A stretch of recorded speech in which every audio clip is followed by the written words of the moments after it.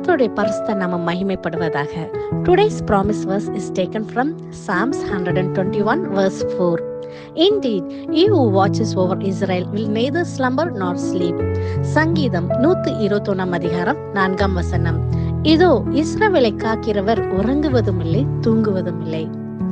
Are you walking alone? Are you afraid of the dangers that surrounds you?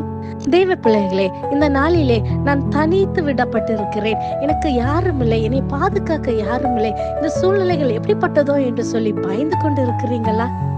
தேவன் என்ற நாளிலே உங்களை பார்த்து கொடுக்கிற நம்பிக்கையின் வார்த்தை, இஸ்ரவேலை காக்கிறவர் உறங்குவதும் இல்லை, தூங்குவதும் இல்லை. ஆகையால் வானத்தையும் பூமியும் உண்டாக்கின தேவனை நோக்கி நாம் பார்ப்போமா? அவர் நம்மளை எப்படி பாதுகாக்கிறார் என்றால், அவர் நம்மளை கண்ணின் மணியை போல பாதுகாக்கின்ற தேவனாய் இருக்கிறார். அதனால் இந்த நாளிலே நாம் எதை குறித்தும் கலங்காமல் அவருடைய கரத்துல எல்லாவற்றையும் ஒப்பு கொடுப்போமா? நம் கண்களை மூடி ஜெபிப்போம். நேசிக்கிற நல்ல பிதாவே, இந்த அருமையான காலை வேலைக்காய் நன்றி செலுத்துகிறோம் தகப்பனே. நீர் கொடுத்த வாக்குத்தத்த வசனத்துக்காய் நன்றி செலுத்துகிறோம். இந்த நாளிலேப்பா நீர் பேசினபடியாப்பா, நீர் எங்களை பாதுகாக்கிற தேவனாய், நீர் எங்களை இரவும் பகலும் அப்பா எல்லா சூழ்நிலைகளும் நீர் எங்களை பாதுகாக்கிற தேவனாய் இருப்பதற்காக நன்றி செலுத்துகிறோம் அப்பா. இந்த நாளிலே இதை கேட்டு ஜெபிக்கிற ஒவ்வொரு பிள்ளைகளுக்கும் கர்த்தாவே, நீர் நல்லவராய், போதுமானவராய், பாதுகாவலராய் அப்பா, நீர் அவங்க முன்பாக செல்லுகிற தேவனாய் நீர் கடந்து வரும்படியாக ஜெபிக்கிறோம் ஏசப்பா.